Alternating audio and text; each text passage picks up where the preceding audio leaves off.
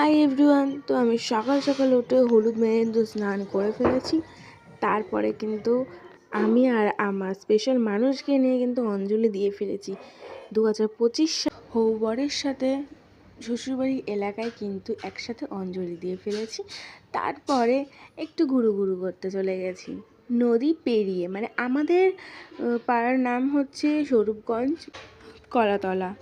তো দেখতেই পাচ্ছ ওখানে ওই পারে হচ্ছে মায়াপুর, দেখাই যাচ্ছে মন্দিরটা, ইস্কনটা।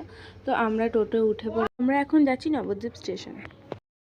তো তারপরে কিন্তু চলে এসেছি হচ্ছে কালনায় এসে কিন্তু আমরা প্রথমেই ভোলে বাবার দর্শন করে নিয়েছি। এই জায়গাটার নাম হচ্ছে 108 মন্দির, মানে 108 মন্দিরের মধ্যেই কিন্তু শিব বাবা ভোলে বাবা আছে। তো আমরা একটু ঘুরু ঘুরু করে নিলাম, একটু ফটো তুলে নিলাম।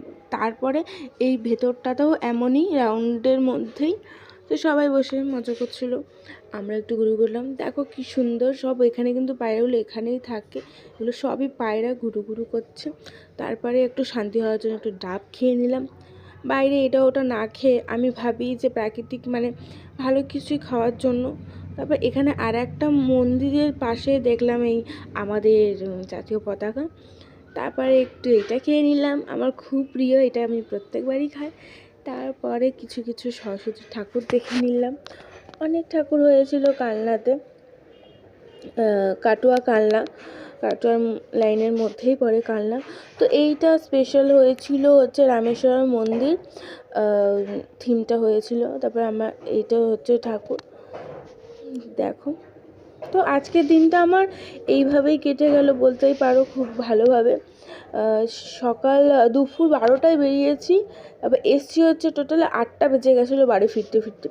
অনেক দেখলাম, এটা একটু ভুট্টা খেয়ে নিলাম। তারপরে এই ফুচকাটা খুব দারুণ হয়েছিল, দাম একটু বেশি পড়েছিল বাট খুব ভালো, পুরো মন শান্তি হয়ে গেছিলো। তো তারপরে ঘুরু ঘুরু হয়ে গেলো, অনেক রাত হয়ে গেলো। এটা হচ্ছে লাস্ট ঠাকুর দেখা, খুবই সুন্দর হয়েছিল। আমার ভিডিও যদি ভালো লেগে থাকে লাইক কমেন্ট শেয়ার অবশ্যই করে দিও। Thank you.